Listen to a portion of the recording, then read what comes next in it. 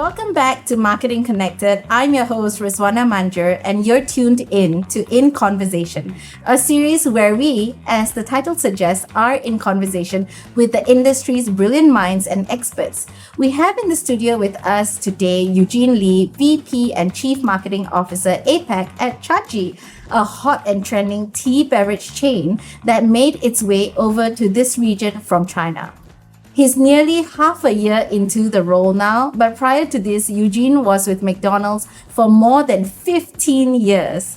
Starting off as a senior marketing executive, he made his way up to become the international CMO. Welcome, Eugene. Thanks for joining us here. As you know, you're one of my favorite marketers, so we're so happy to have you. You're too kind, Rez. But first of all, thank you so much for having me here. I think it's going to be a lot of fun today. Yeah. Let's have conversation and talk things through. Can do, anytime. So I'm so used to calling you Eugene from McDonald's, but now it's Eugene from Chagee, right? So how's the last couple of months been for you? I know you've been traveling quite a bit. Tell us a little bit more. It's actually been really, really good and really, really refreshing, right? So it's been a change of pace for me. Spent a month in China. We were just talking about it prior to this, where I had a really good onboarding session where I spent 2 weeks in Shanghai and 2 weeks traveling across China. But I got to see the team, I got to see the talent, I got to see all the people behind the business, and I've been really, really impressed with everyone so far.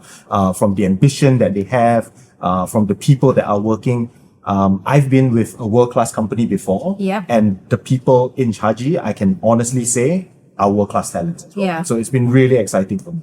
The headquarters looks amazing. I've been obviously following your LinkedIn updates. It's so beautiful. It is. It's 10 floors in Shanghai. 10 floors in Shanghai. Wow. It's a really beautiful office. It's a dedicated building all by itself. You go in and it's just Chagee from head to toe. We actually have a tea bar on the ground floor.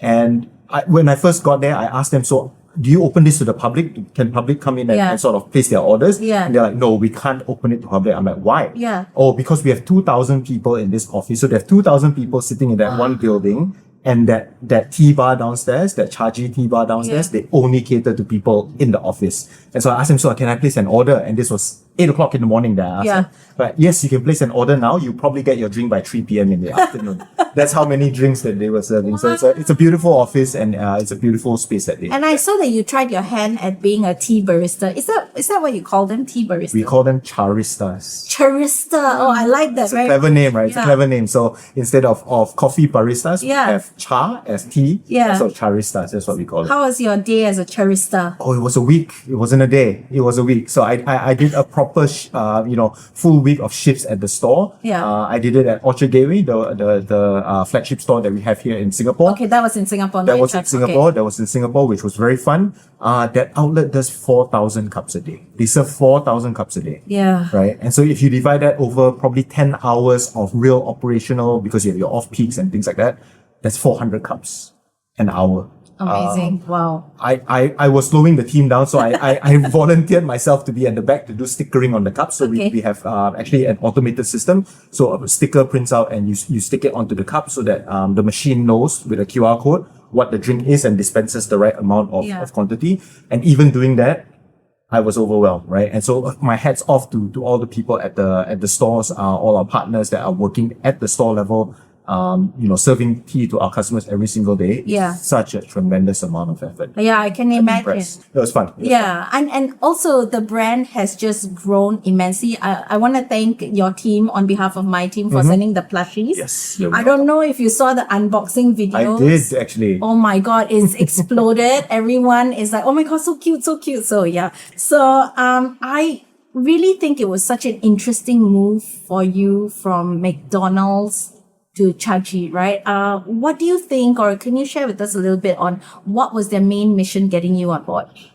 Main mission getting me on board? What did they sell to you? Oh, wow. So world domination. I think that was one of the big things that they sold me. But no, and I say that jokingly, but it's actually the truth, right? Yeah. And so I think the ambition here is to be in 100 countries with 50,000 stores, employing 300,000 people and serving 15 billion cups of tea across the world, and all that within the next 10 years. Wow. Right. So to me, that's a tremendous sort of a vision in terms of where they want to head to. But I think what really sold me on coming into the role is they have a lot of expertise and they have a lot of experience within China, right? And obviously being a Chinese brand, they're very well established with 7,000 stores in China already. They are just starting and stepping foot out into the international market. We have started going into markets. So we came back into Singapore in August of 2024. So that's, it's been a year, since the brand has been in Singapore, but we've only just started going into other markets across Asia and across the APAC region. And so, I joined in April. We opened Indonesia in April. We opened Thailand in May. We, soft opened Vietnam in July, and we will be opening, Philippines in August. 4 markets in the short duration that I've been here. It's tremendous ambition and it's really exciting in terms of what they're doing.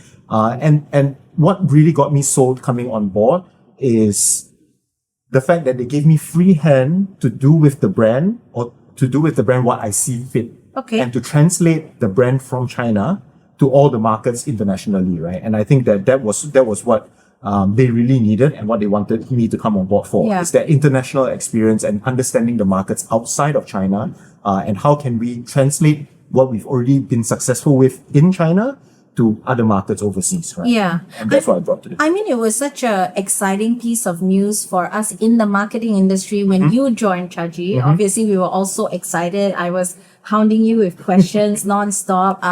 Thank you for answering that. Of course.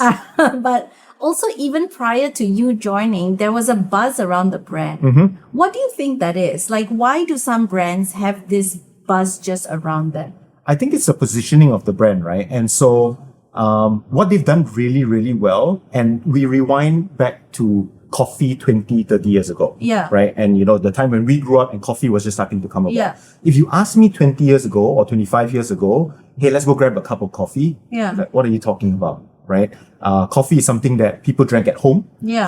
Coffee is something that my parents used to drink, Yeah. whether it's a 3-in-1 or they When would you make have it out. exams, then you need to stay Exactly, home and study. exactly. It was not a cool beverage, right? No Yeah. one thought of it as a cool beverage. Yeah. But the big brands that have brought it to life, and you immediately think about a brand like Starbucks, right? Yeah. That has brought it to life. And that's what they brought to coffee as a beverage, which is the lifestyle elements around it. And I think that's the most important thing, where who didn't want to be seen with a white Starbucks cup in the past, Exactly. with that green mermaid Exactly. on it? Who didn't want to be seen in that really comfortable, really cool space that Starbucks created, where they now call it third space, right? Work, home, and then Starbucks, right? And that third space. And so they brought a lot of these lifestyle elements to coffee, which elevated coffee to where it is today.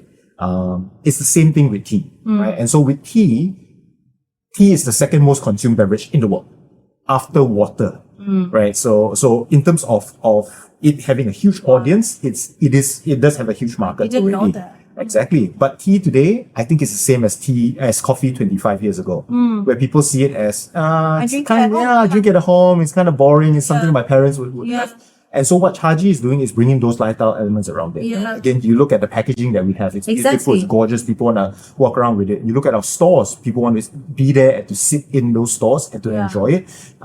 We are building a huge brand, and branding is a very big part of it, where they're not just focused on marketing and promotions and getting customers through the door, but it's really about building a brand, right? Yeah. And driving brand affinity and driving brand love for it. Yeah. So I think they've done that really well, and Yeah. that's the reason why. So would you say that even prior to you joining, the brand was there already, like the branding? absolutely. So then what do you do?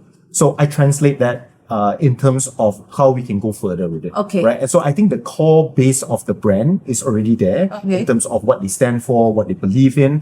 And so, but how does that translate into many different markets across the world? It's Yeah. going to be very different. So I'll give you an example. Health, right? Health is a big pillar of what we do. So we have 3 pillars internally, where it's culture, health, and connection. Okay. Those are the 3 pillars of marketing, that all our marketing campaigns are focused on those 3 things. Okay. And so if I take health, for example, health in Singapore is very different from health in Malaysia. Okay. Right? Health in Singapore is literally fitness health and going to work out Yeah. and exercising and getting on your feet. Yeah. Versus health in Malaysia, where Malaysia is a little bit different when it comes to health perception, might be less sweet. Right? It could really be less sweet or even eating something with less calories. And so how do you translate that in Malaysia, and how do you bring that to life in Malaysia? Where if in Malaysia I use very sexy yoga models, or where in Malaysia I use, going and really working out, it doesn't resonate with a customer in Malaysia. Versus if you do that in Singapore, it resonates with everyone, right? Because I think the country is very different. So it's translating that and translating that to all the international markets that we have. Because once we start going to the Middle East, health will look very different. Yes. Once you start moving into Europe, health will look very different there as well. Understood. Okay, fair enough.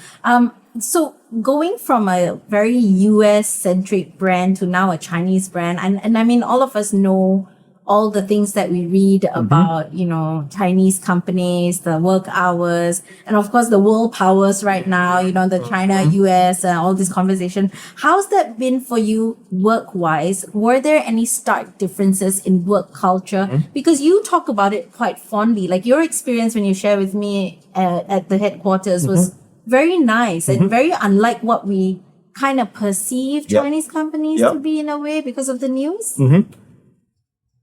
Trust me, that was the biggest thing on my mind when I first joined the company, or when I was, about to sign on the contract, the worry about the 996 culture. Yeah. And so 996 culture is 9 a.m. to 9 p.m., 6 days a week, right? And, Chinese companies in the past have been very notorious for that. Yeah. And so I was digging a little bit deeper into sort of the 996 culture and why that is.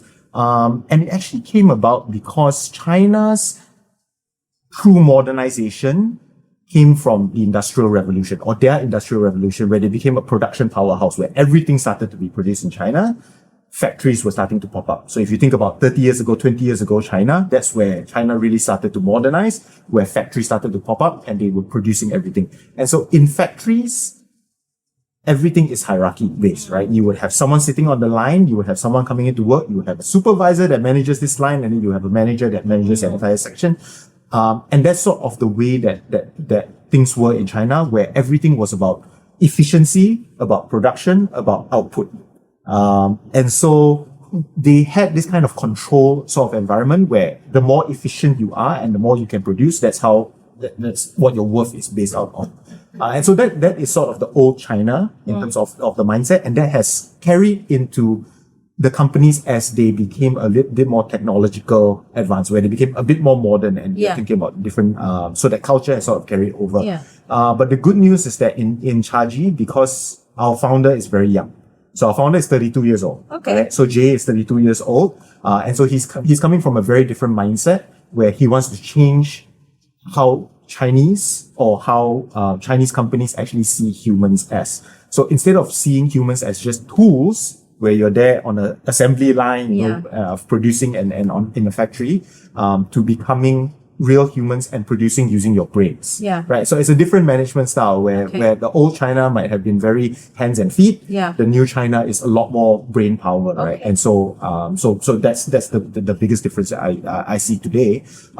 In terms of an American company and going from an American company to a Chinese company as well, yeah, there are definitely going to be differences. But it's very interesting and unique differences. So in American companies and American culture, it's about the me. Okay. In Asian companies, in Chinese culture, it's about the we. Very Right? interesting. And so that's how we were born and we were raised. Yeah. Right? And so if you look at the West, right, I think West is all about individualism. And Yeah. it's about myself and it's about what I can do for me. Yeah. And so that creates a certain type of culture within an organization as well, where everyone is looking out for themselves a little bit more. In Asian cultures, I think we're always raised to, think about the holistic bigger picture, the bigger picture. It's about the family, it's about your country, it's about your people. And so that I think brings a very different, culture into the company as well, where you're thinking about the company as a whole instead of thinking about how I can achieve what I want to achieve. And so that's a very, very unique perspective, and that culturally brings out very different types of work environments as well. So neither is good or bad, but I think it's just different in that sense. Another thing that, just as we are having this conversation, I was listening to a podcast last night on Luckin Coffee.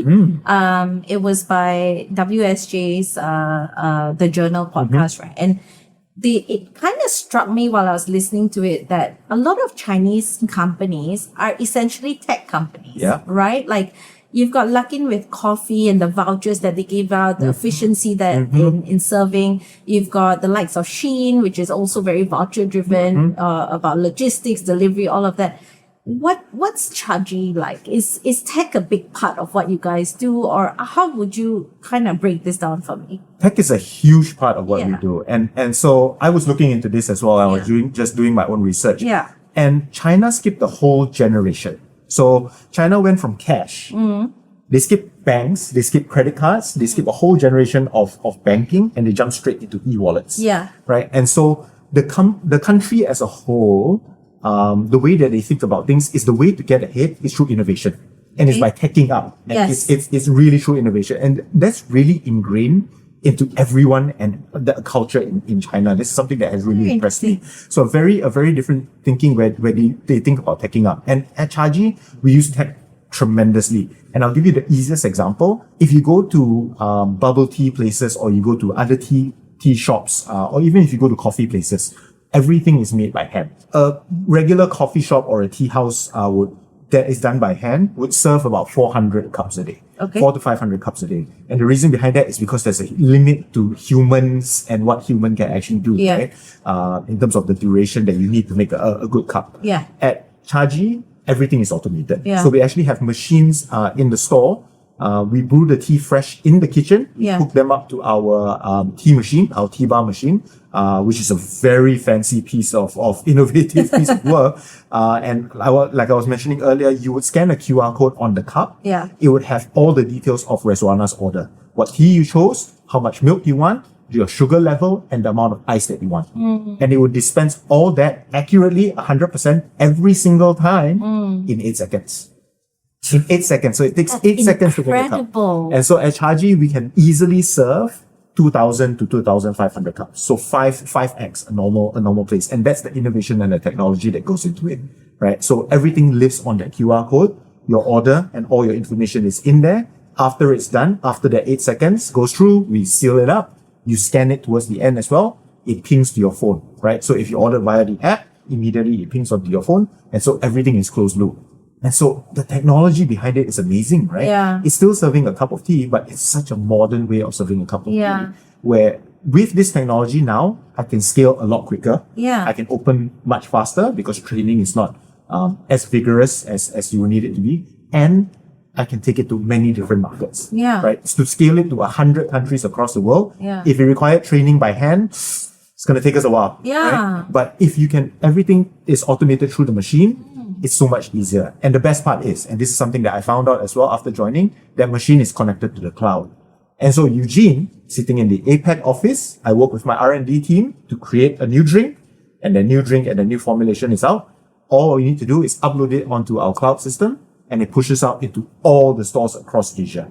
All the stores across Asia immediately, in a second, will have that ingredient list and that formulation inputted into the machine, connected via the cloud, and it can immediately start serving it. So I can launch a new product tomorrow. Oh, wow. Wow, the speed to market. Exactly. You know, I was talking about this with a friend that, like, at the end of the day, when I know a brand is a tech company, how do I as a customer feel about it? Because tech always, I mean, for me personally, I feel like tech is always a little bit sanitized, a little bit different. How do you sort of, and the way that they attract me is through coupons, which then feels very transactional. How do you humanize a tech brand? And that's a really good question, because that's exactly what we're trying to do at Chagee. Right? So the reason why we created that automated machine is so that our charistas and our partners in the store can actually spend more time with humans. Right? So right now, our machine, you need 4 people on the assembly line. Right? So 1 person to start scanning the code, 1 person to do the mixing, 1 person to seal it up, and 1 person to serve. And so right now we have 4 people on the assembly line. We're actually already starting work behind the scenes on a new machine, and a new futuristic machine that will come out that only requires 2 people to be on the line. Right? And that's not for labor efficiency, right? The whole purpose around it is not labor efficiency, because internally what we're trying to do is that if a human needs to sit there and man a machine, then that human becomes part of the machine. Yeah. Right? You're just a tool again. Correct. Right? And if your entire day is standing there manning a machine, babysitting a machine, you don't find any satisfaction in your job. True satisfaction in a job is when you start interacting with human beings. Yeah. And so why we want to cut that down to 2 people on the assembly line is so that the other 2 people can actually head out there and talk to our customers. Amazing. Can serve our customers, can have human interactions with our customers. And that's the whole purpose around it. Yeah. It's not about cutting down headcount, but it's really about repurposing the headcount so that they can be more human and interact a lot more with customers. And so to me, that's what tech is supposed to do. It's supposed to make your life easier Yeah. to connect with other humans. So, okay, I want to talk about you a little bit. Of course. Okay, so when we first met, I think it was 2015, 2016, long time. 10 Maybe years. 2012 also, you know. I think could be longer than that. Yeah, and to see your climb through McDonald's in your career in Chagee now has been phenomenal, and it makes me feel so happy to see where you are today. How do you feel when you reflect back on your career? What are some decisions that you made that you are proud of, and what are some regrets that you might have had so far? That's a really good question. First of all, thank you for those kind words. I think you're being too kind. So the best decision that I've made in my career, and I've thought about this before, and there are many good decisions that I've made, but I think the best one that I've made was to join the regional team at McDonald's. Okay. and move from the market level into the regional level. Okay. And there's a little bit of a story behind it. So I spent 11 years with the local market in Yeah. Malaysia. I'm a true-blooded work from the bottom, climb my way up. You know, my heart is with the market and with the teams in the market and seeing things come to life. I've always had a skewed view of regional people, right? And regional folks, where over the 11 years that I was in Malaysia, I've had different types of regional people work with me, whether it's regional marketing managers or regional heads. And a lot of the times I feel that they don't really know what they're talking about or they don't really know what happens on the ground, right? You might be very good with your brand strategy, but how that translates into what happens on the ground, sometimes it doesn't connect, and it doesn't connect very, very well. A lot of the times, actually.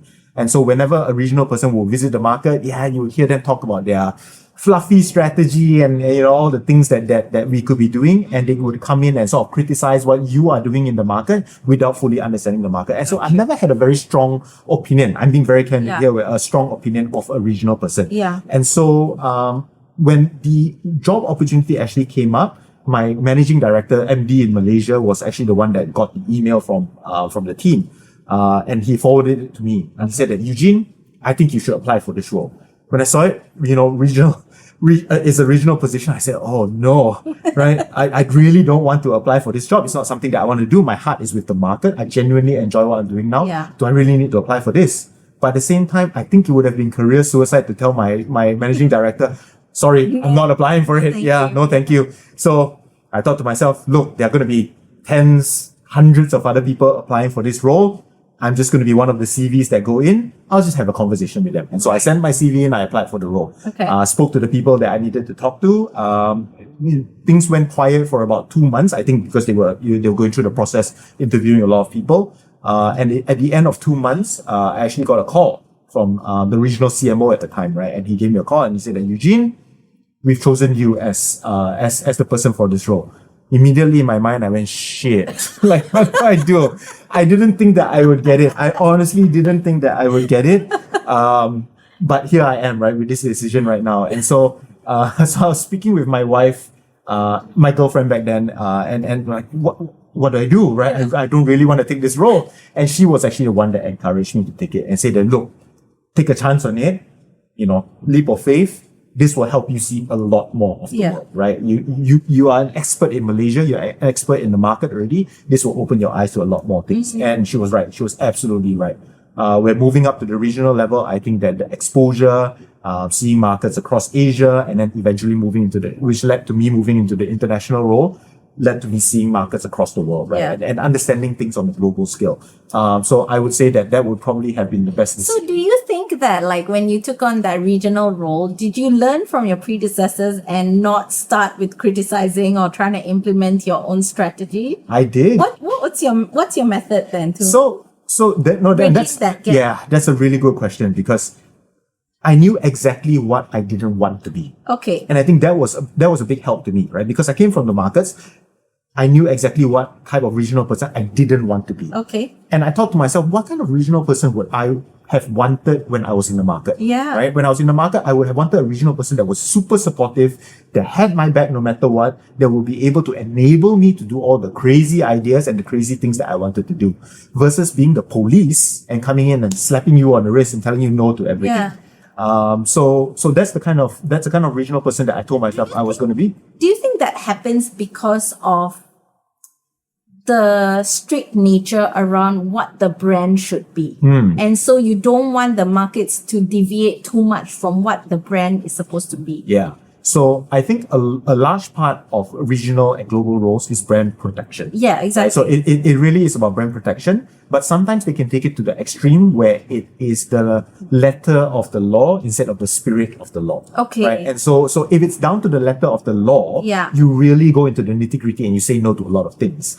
But if it's in the spirit of the law, then there is a discussion. Yeah. Right? Hey, let's discuss this, right? The spirit of the rules say this. Yeah. So how can we let's think about how we can not Play around, bend, play around but it. not break the rules. Yeah, bend but not break the rules. How can we push it to the limits Yeah. instead of at the start? If it's by the letter, immediately it's a no. Okay. Even before the ideation stage starts, there's no discussion. It's a Okay. no, and that's what I didn't want to be. And Yeah. so I think and I hope that I was a real partner to the markets, and I think it helped a lot that I came from the markets. Yeah.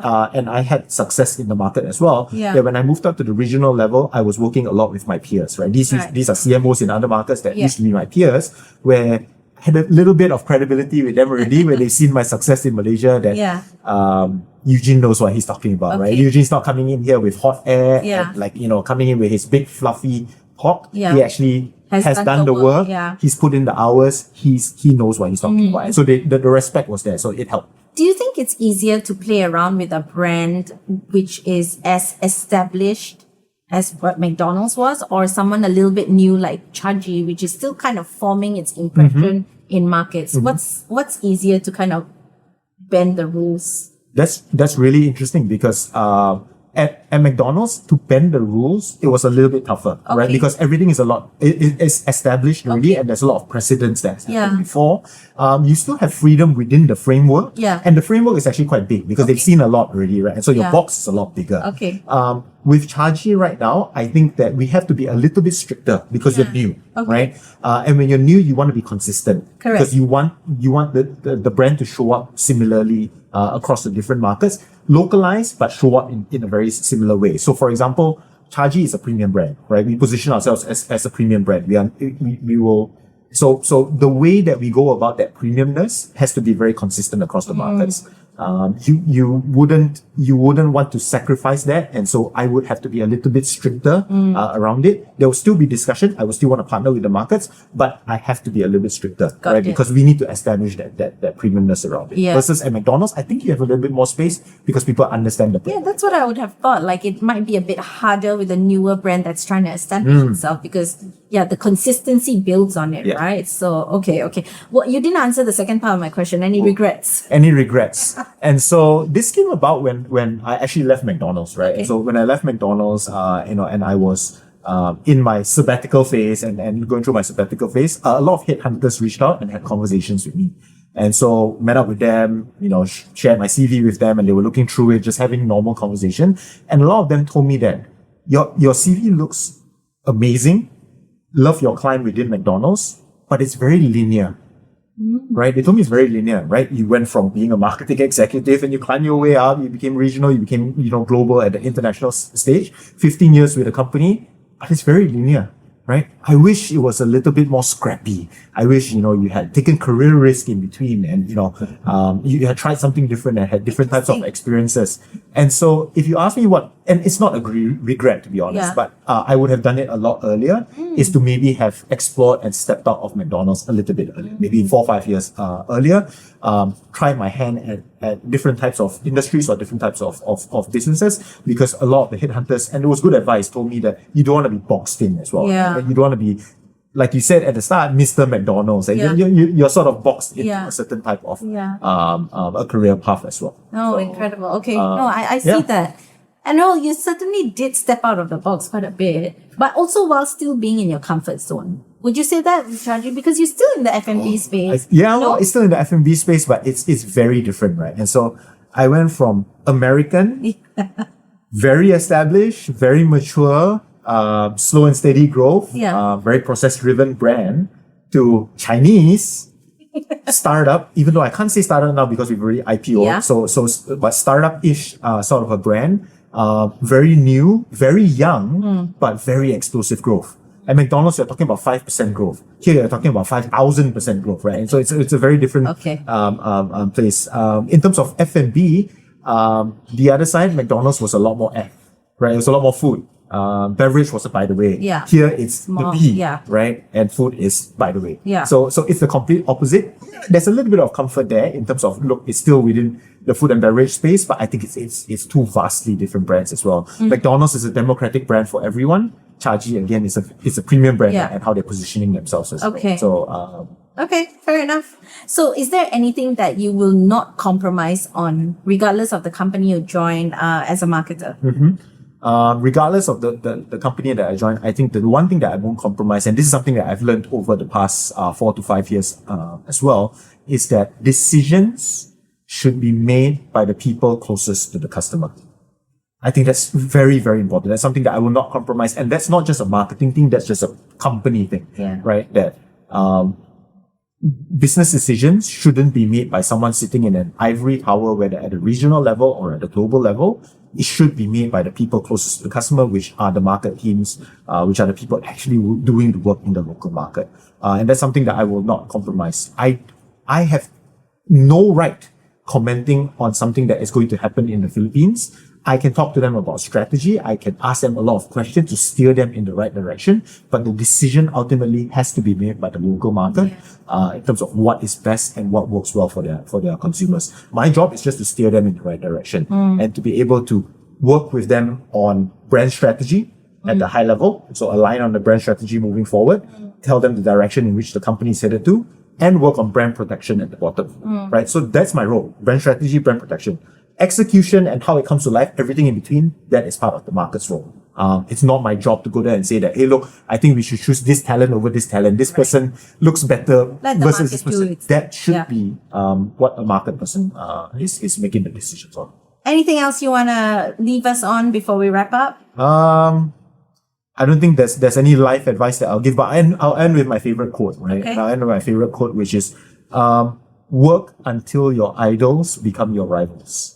And that's something that I live my life by, where you always have idols in your life, right? And at every stage and every point of my life, I've had an idol that I looked up to. When I first joined McDonald's, it was Kelly Chan, who was my boss in Malaysia, where I really loved her and she was a fantastic boss. But I told myself, look, one day I want to be at the same level with her, to talk to her eye to eye so that we can make decisions together.